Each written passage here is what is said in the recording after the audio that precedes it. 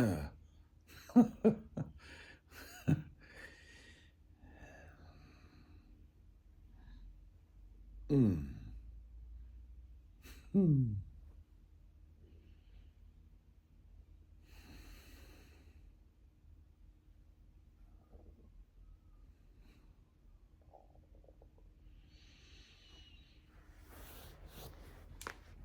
good morning.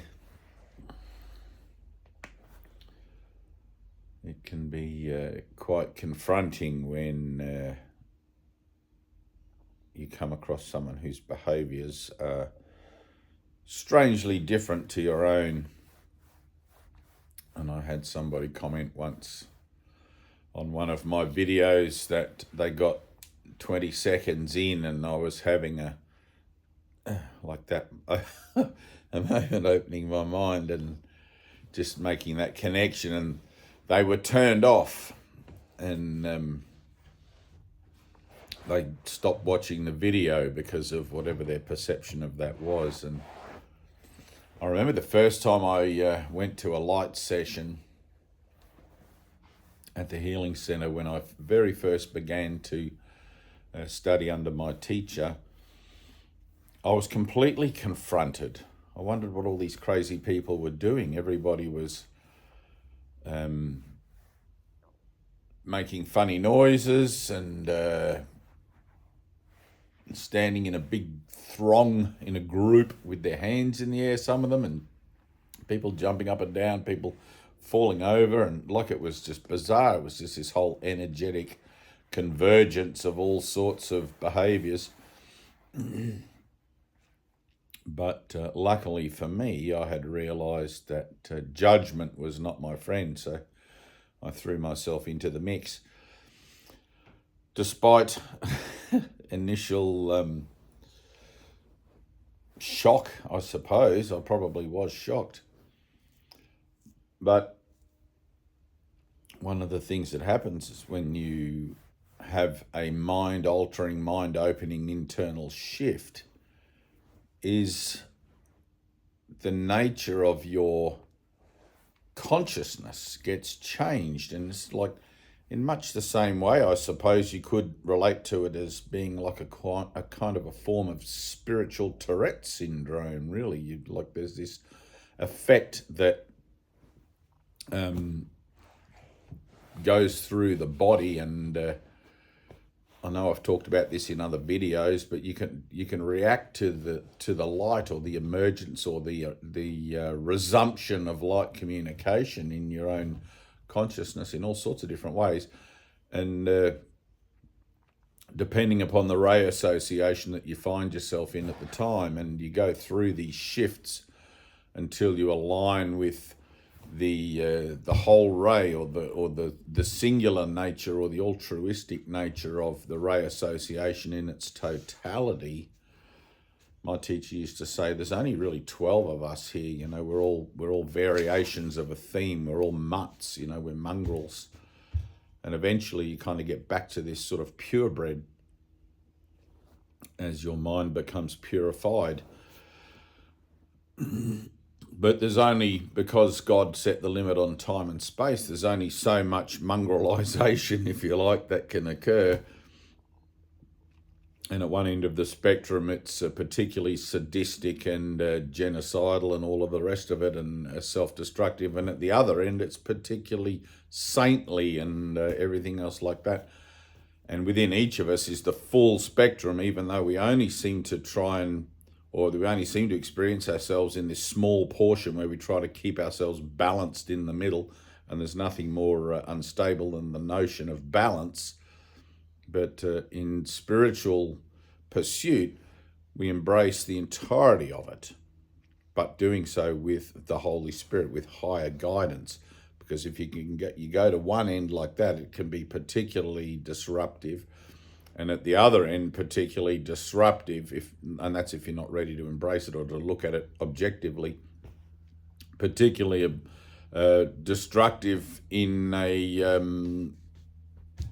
a different kind of a sense, like that Christ complex sort of thing. You become very zealoted towards things in a sort of a way. I don't know if zealoted is a word, but it is now. So I thought in this video, I was sitting in there just sort of having a back and forth with Tyna on Messenger about different things. But I thought in this video I would go back to simple concepts, simple ideas regarding spirituality, which is something that, and I have this quite often, right? So I'll quite often have people say to me in conversation, I was talking to someone over the road the other day, up the road, wherever it was. No, it was over the road.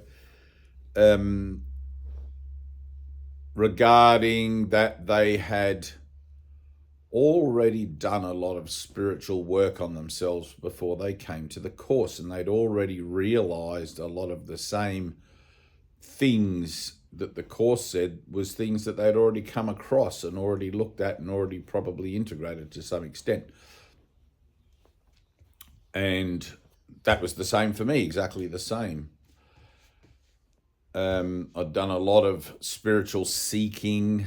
I'd done a lot of reading, a lot of study, a lot of trying to implement certain things into my life, but it never really panned out as a across the board, no more problems kind of thing. It was sort of like I was grasping at it, like I got it conceptually, some of it, be here now, and all that sort of stuff, and forgiveness and things like that. But it never really went deep enough. It didn't satisfy me. There was still this kind of yearning for more. And of course, that yearning is always going to be there until self-realization occurs, which is what that yearning is for. You're yearning to remember your creative source.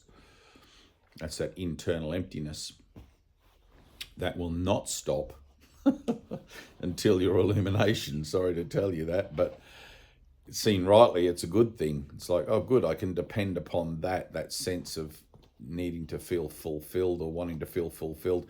And of course, ego always tries to fulfill that externally, possessions, people, things, validation, all that sort of stuff. Look at me, look at me. So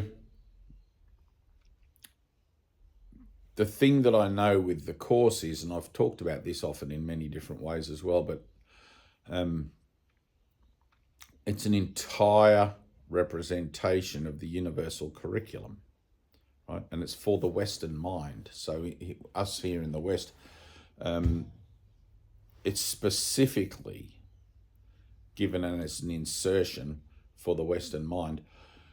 When Jesus says in the course, you either accept this or believe this course in its entirety or not at all, he means that.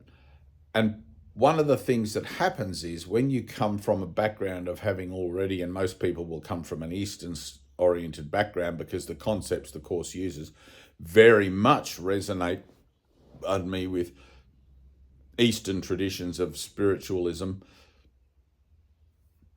But when you come from a learning of this, like I did, I had a quite a good grounding in Krishna consciousness and a little bit in Buddhism and all sorts of stuff like that. But when you come from those traditions and those sort of learnings, your mind already has an association with them, right?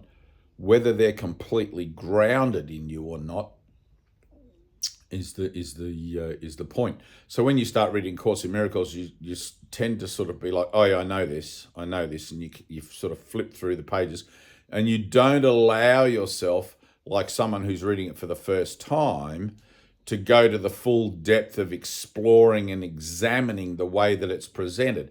Now, the way that Jesus presents it is incredible, okay?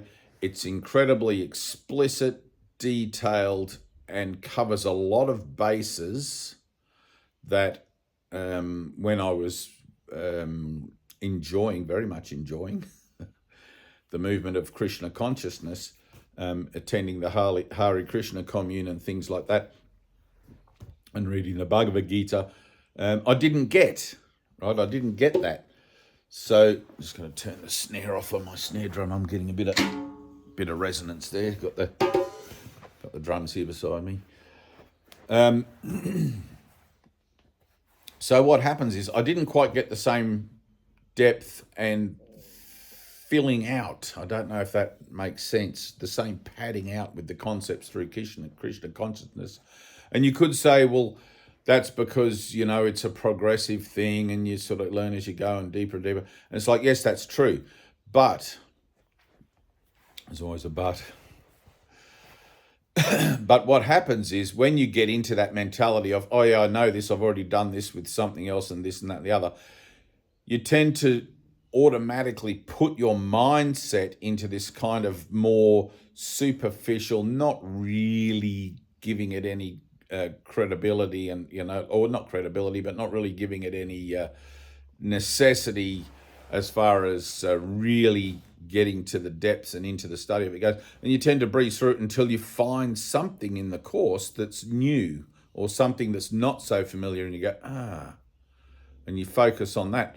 So what happens is when Jesus says it's believed in its entirety or not at all, and the other thing he says is it has to be overlearned to be learned, what happens in that case is you find that you have a good grounding in parts of it being overlearned, and other parts you've convinced yourself already, you already know that stuff, and you haven't therefore overlearned it. So there's this kind of fluctuation in your energetic with an association with that message, with that teaching, with that universal curriculum, that if you were to look at the idea of going to secondary school or something like that, and you had to sit for your exams, in some subjects you would be doing well, and in other subjects you would be down a bit. But literally in spirituality, you need straight A's to pass. I hope that's a good analogy. So for me, right, personally, I recognized when I was reading A Course in Miracles, I recognized, I know this stuff, right? But I also recognized that it was being presented to me as a leveling up, as what it was I said before, as a progressive kind of teaching that not only, hang on, I'm going to sneeze. You hear the drops. Pardon me. I always sneeze quite loudly. That not only allows you to understand and integrate perhaps unknown precepts, concepts, and principles, but takes the ones that you think you have already mastered, perhaps, or partially mastered, or if you think you've mastered them, and shows you where they're still weak in your grasp and use of them through the nature of your relationships and your daily situations. But if you are defended like that, if you think, oh, I've already done that, what you're actually doing is setting up a form of defense against further learning or against deeper learning, because you recognize somewhere in the thought system that they hold a certain amount of threat value to the way you see things and to the way you see yourself, right? Which they do. It's only ever the ego that's going to be judging things. You're going to read the book. Oh, yeah, I've read that. Don't need to read that section. That chapter's all about this and that. I've read that. I've done that. I'll just skip to the bits I don't know, or I'll. But it's subconscious. You don't really even realize you're doing it most of the time. It was like the first year that I did the workbook lessons. I got to almost to the end, 2/3 of the way through.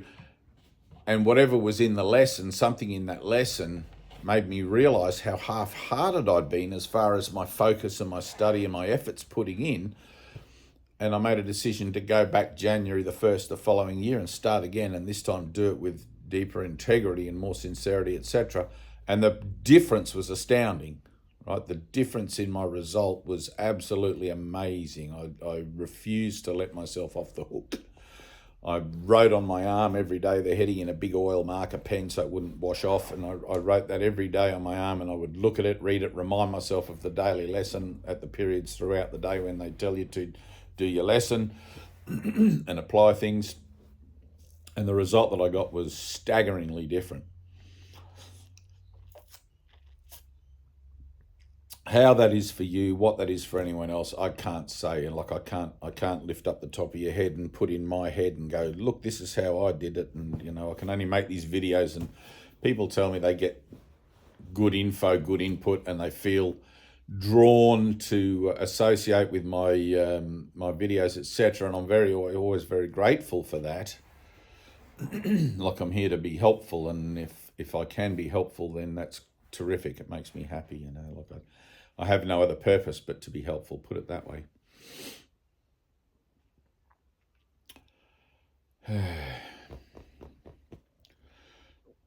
So one of the things too that I like, if you're in our Zoom group, Tina, I'm not in the actual WhatsApp notification group to do with our Zooms, but Tina runs a WhatsApp notification group, and I had Dana, who's in our Zoom group. I gave her a little assignment a couple of weeks back to eat meat every day, red meat every day, and she failed at that assignment and tried to convince herself that she was doing okay, until finally she could convince herself no longer, I guess, because it would have brought up the guilt or the angst and all of that sort of stuff that she had with doing that, which, seen rightly, whatever is asked of you is asked by God, because God is the force that everything is.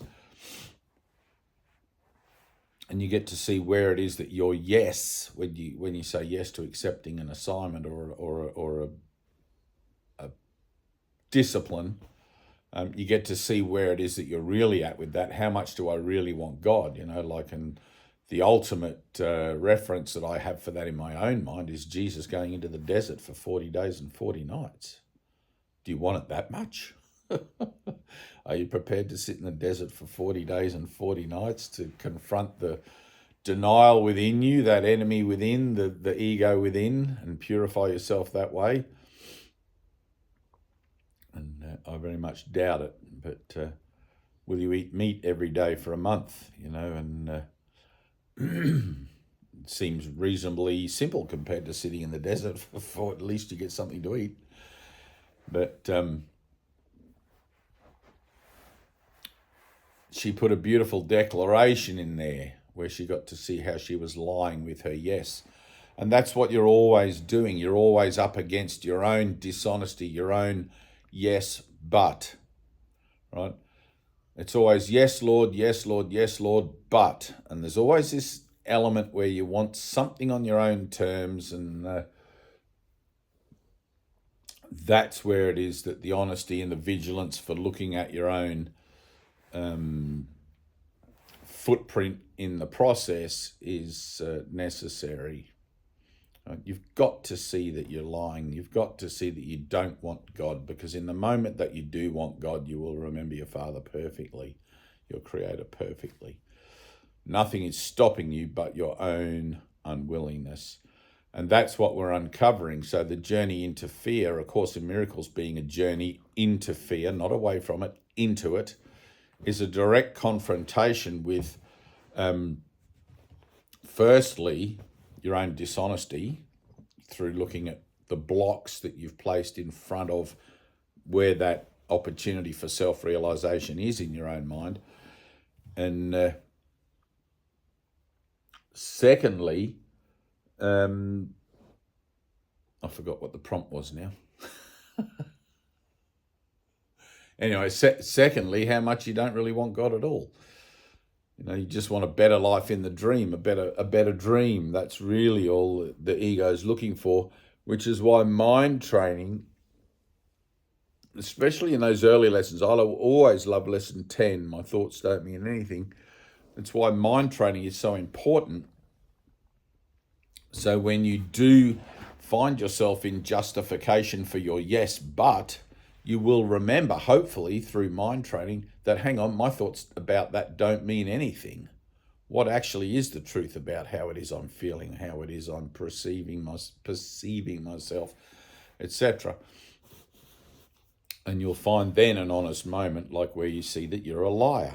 It's like that's the only honest moment you're really going to have in this, is seeing how full of shit you are and how false you are and how much of an illusion you are across the board as far as that deception goes.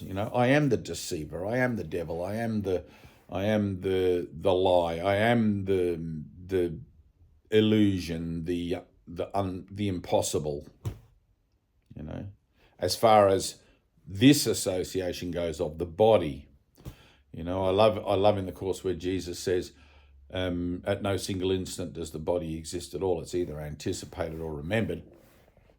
It's like, well, I've experienced that. I've seen my whole body disappear to be non-existent at all, and found myself back in eternity, where I recognize that I actually am one with all things, one with God, and then boom, a moment later find myself back here again with that realization, now under the awareness that this vessel, this body, is just the avatar through which I speak as that illuminate being, or as that illuminate presence of I am.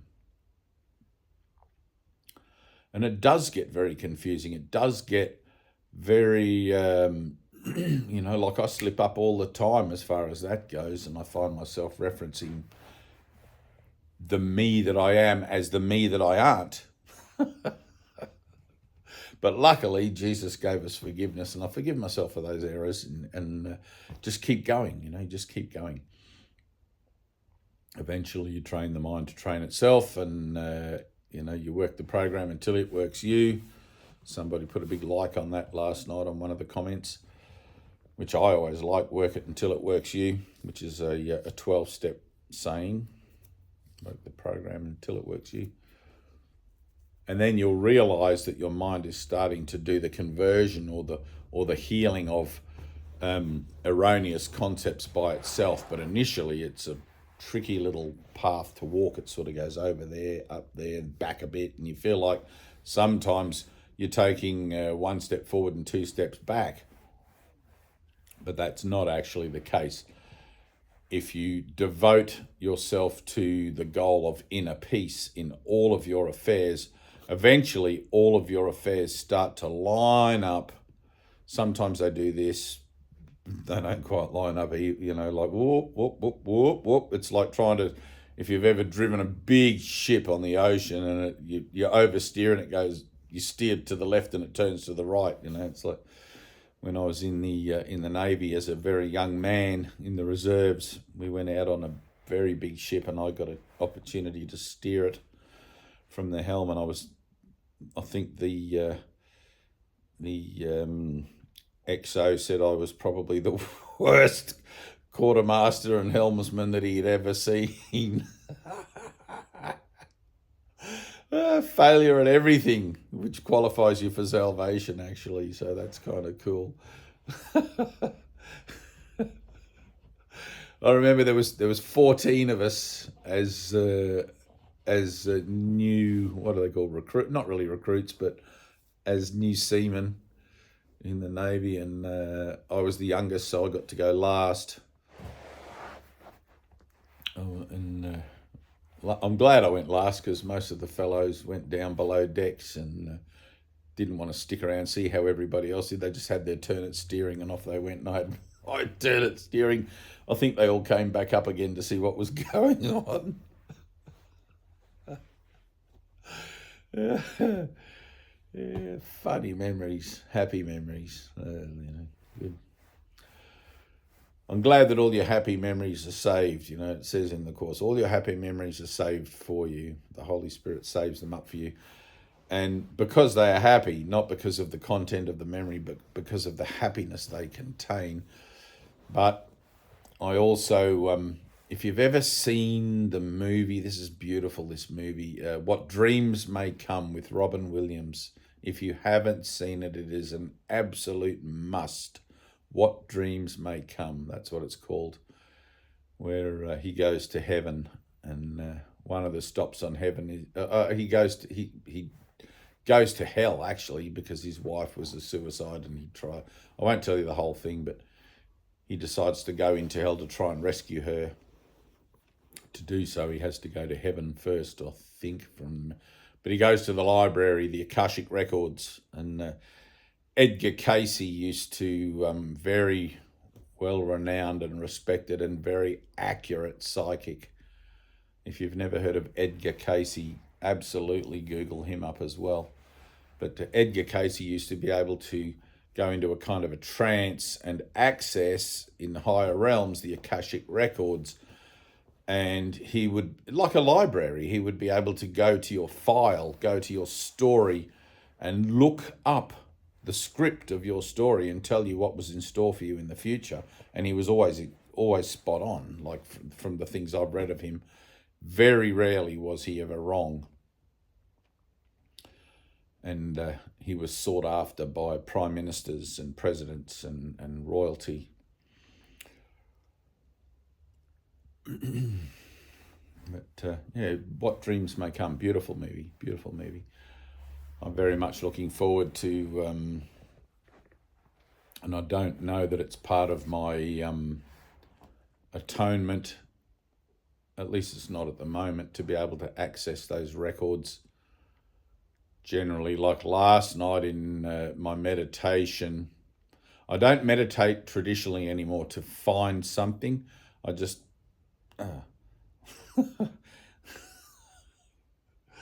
I just meditate as a form of opening my mind now, which tends to bring me a lot of light and happiness and peace, and it just floods like a ripple through the cells. But last night, and I was talking to Tyna about this morning, on just general conversation now, but it's still all interesting and helpful, I suppose, to some of you guys. But talking to Tyna this morning, so last week we were talking, and I said to her, she had something going on, I forget what it was, something going on. I said to her, I want you to drink a really strong coffee, put heaps of coffee in there so that it gives you this kind of anxiousness, and it'll help to trigger stuff. It's an external stimuli. I know it's not meditative and prayerful, but it is a direction, and to be able to say yes to it in the recognition that all things work for the greater good, that are not self-conceived, and even some of those that are come from guidance, maybe perhaps unbeknownst as guidance. But anyway, I said to her, drink a very strong coffee, and she hates coffee. I told her to go out and get one. And Annie was recently over in America at her place and brought some coffee and left the coffee with Tyna and told her not to throw it out because she would need it. Right? This is really cool. This is how the universe works. Annie told her that she was going to need it. And this is some months ago, 3 or 4 months ago. And when I told her to go and get a very strong coffee, she said, I don't need to go out and get it. Annie left me a jar of coffee here and told me that I would need it. So the guidance comes through perhaps unbeknown as guidance. It's like Annie probably didn't even really know why she was saying that. But anyway, and Tyna said, I told her that, like, for the last 3 days, I've had this right between my eyebrows here, third eye sort of area. I've had this pulsing, this boom, boom, boom, boom, boom, boom, boom, boom, boom, boom. It's just been going crazy. I've never had it before. Usually I get this sort of tickling, this electrical tickling sort of whizzing around. I don't even know how to describe it. It just gets kind of itchy and you want to rub it. But it feels sort of not just on the surface of the skin. It feels sort of like it's in a bit, But you can call that third eye if you want. I don't really, somebody asked me, do I do a third eye teaching? And it's like, no, well, I don't really, because I'm not into all that specifically. I mean, the third eye or pure vision, which is what the third eye represents, is really a way of seeing, a way of perceiving the world and being able to look beyond it as a mastery of the principles of your own discipline. But when I told Tyna, I said, oh my God, the last 3 days I've, because we often back and forth about funny things that goes on. And she said, oh, I've been having exactly the same thing, right? Because salvation's collaborative. And she said, it started when you told me to drink the coffee, and I drank the coffee. So you never really know what anything's for. As far as what the to do with the third eye between Tyna and I, it's like, well, you don't really know what that's for either, but everything falls under the auspices of healing, right? The only purpose the Holy Spirit has for anything is healing, and so therefore that's the only real purpose of anything that's going on, despite the fact that I might want to, if I wasn't a spiritual person and I had that going on, I might want to go up to the doctor and say, oh, I've got this funny little bumping thing going on in my head, and I'd probably think I had a tumor or something, you know. But these days I just include everything in, all the associations of bodily effects and things like that. I include it all in as under the banner of healing, in alignment with the Holy Spirit's purpose, because I realize that any purpose other than the Holy Spirit's purpose is just my own contrivance and false by definition, since I don't exist. The idea that I would associate with that apart from the Holy Spirit could only ever be the false association of thinking that I am Dave, the body doomed to die. And I'm slipping down in my jacket here. And that's not where I want to be. I've made my decision, you know. So as you also align more and more and more and bring all that into a point, all your relationships into a point, you also come into an association, a more focused association with the Holy Spirit's purpose through you, in you, etc., for your world as you go along. And as you just keep going, you learn by experience, you learn through the changes in your relationships that healing is actually all that's going on here, to the point where you realize within yourself there was actually nothing ever to heal, because there was never really a world. At the point where that becomes finite in you, and, or, you know, like an absolute in you, you disappear. You can't be separate from a singularity. And once the Holy Spirit's purpose in you is fulfilled as the fulfillment of all healing, you're healing the idea of separation and returning your mind to its singular source, which includes you and therefore extinguishes you in a certain sense, or you could call it the death of the ego, removes you from a separated position, therefore removes you from the dream in its entirety, and puts you back in the celestial sphere where you're one with all things. And that's another whole thing.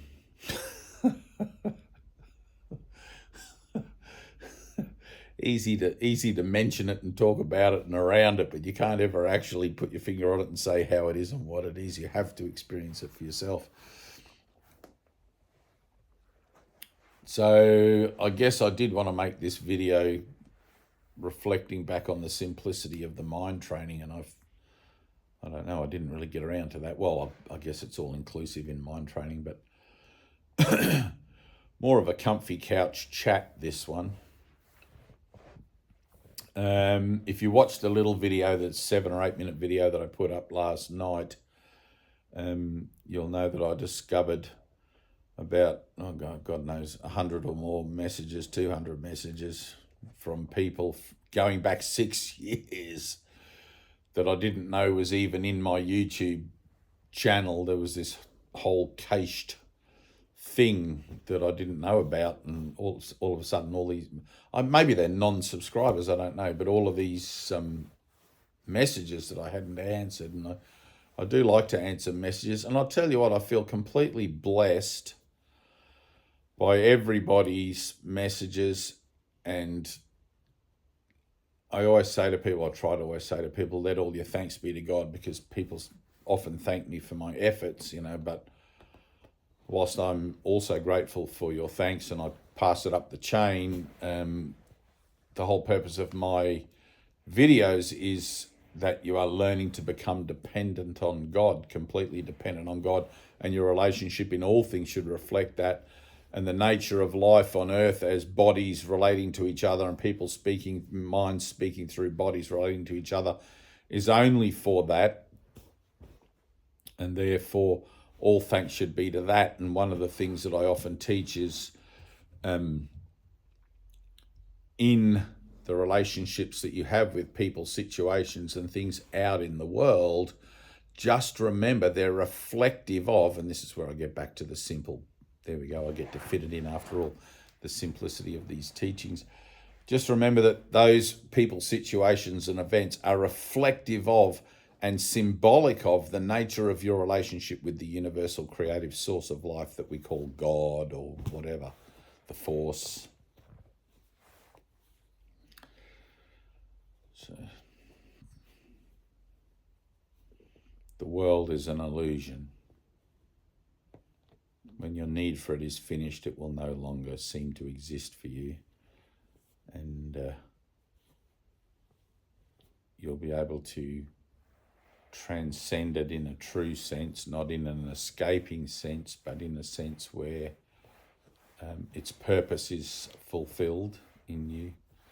And then perhaps you'll come back and help me to represent the universal curriculum to others who walk in the dark, who look for a better way but can't find it.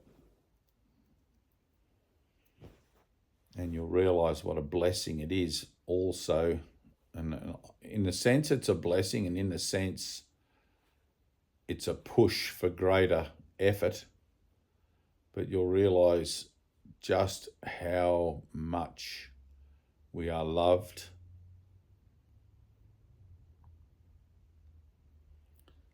When you get that reflection from your brothers of that gratitude for something that finally makes sense to them in this world. I know it's a lot to take on board, and it's a huge, like when you look at the idea that there is no world, it's an illusion, we're living in the matrix, and you can actually wake up from the matrix if you want to, and that's the key, if you want to. Most people don't want to. They, like I said, they just want a better life in the world. But Jesus says 2 in 10,000 will hear this. It's more than that now. Consciousness has raised up somewhat, but it truly is a blessing. You know, I take on board the perspective for my own healing as being totally responsible for the idea of pain, suffering and death wherever I see it, because it's only being played out in my own mind in thought.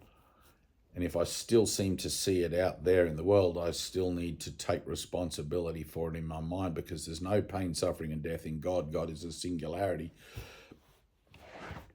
pervading all things as love. And love is a human word, remember that, but it's a well-attributed human word, but also incredibly, the understatement of it as an attribution is like mind-boggling. Love and the expression of God as what we call love is so far beyond what you can imagine love to be. It is just...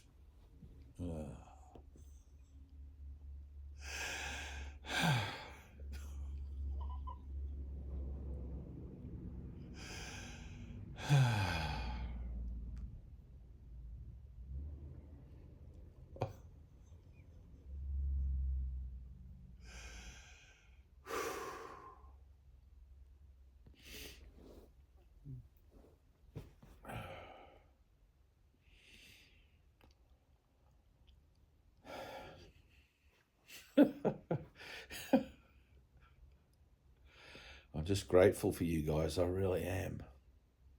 You know, that feeling of being lost, I remember it, and so many of you guys are expressing that same sort of gratitude that I had when I first found these teachings. It was just as hard for me. It was just as confronting for me as it will be for you, but I promise you I haven't found anything else any easier.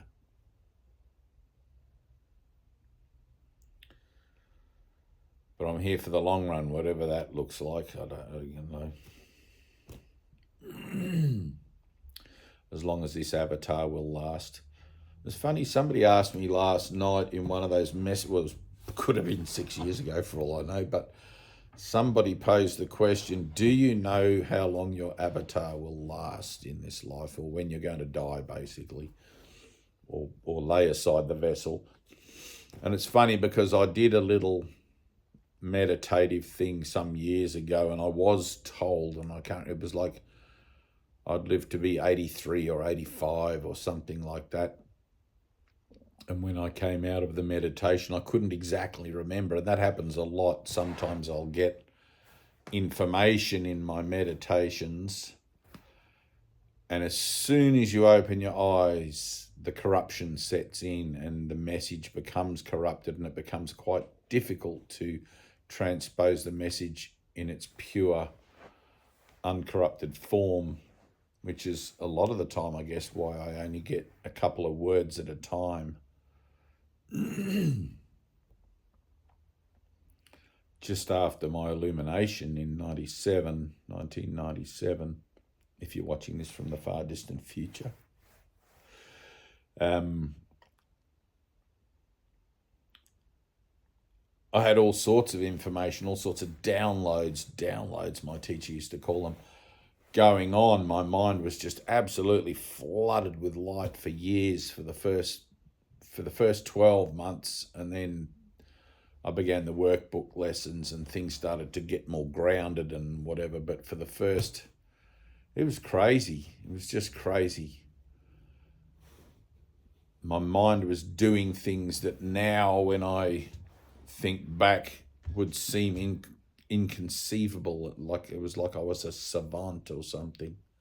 My mind was supercharged. My conscious mind was supercharged with its abilities to communicate in all sorts of different ways. And I was like a being from a higher plane of existence that could communicate through telepathy and all sorts of weird stuff like that. And I mean that. And it's not really telepathy because all minds are joined, so it's one mind communicating, but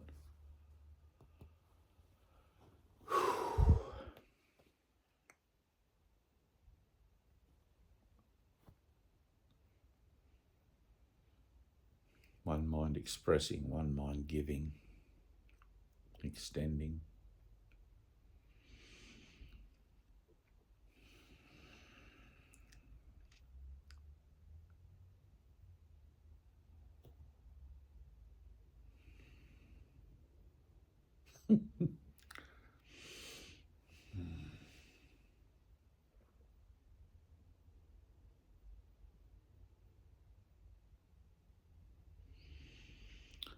I love you guys. I do. I love you.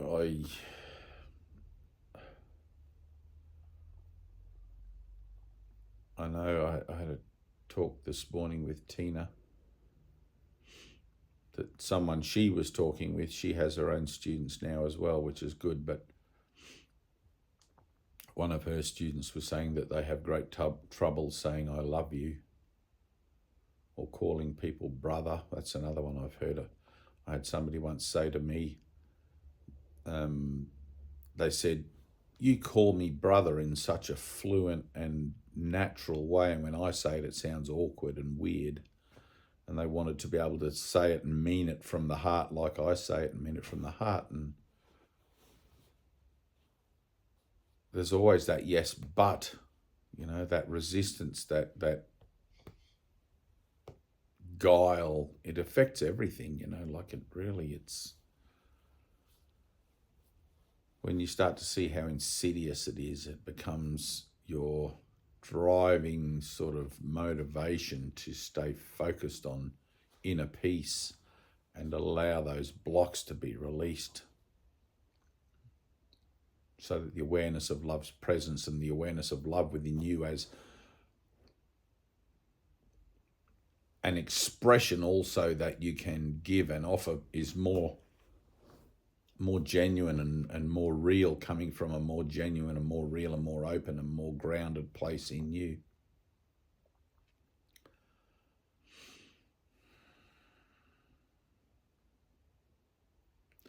So when I say I love you, I mean it. I mean it with all my heart, and I feel it, even though I say it 1,000 times a day sometimes, probably. It's funny because to say I love you kind of implies that perhaps you don't know that I love you, but I mean, I mean, it should be just obvious, isn't it, really? Like, we are love, that's what we are, and that's what I am. As you, in you, with you, and together in this collaborative venture, moving forward together.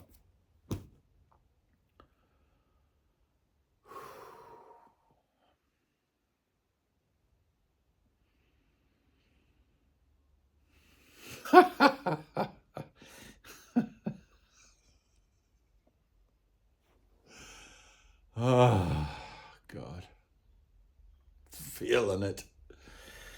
I'm feeling it. Just got to breathe and be still. Gratitude. Yeah.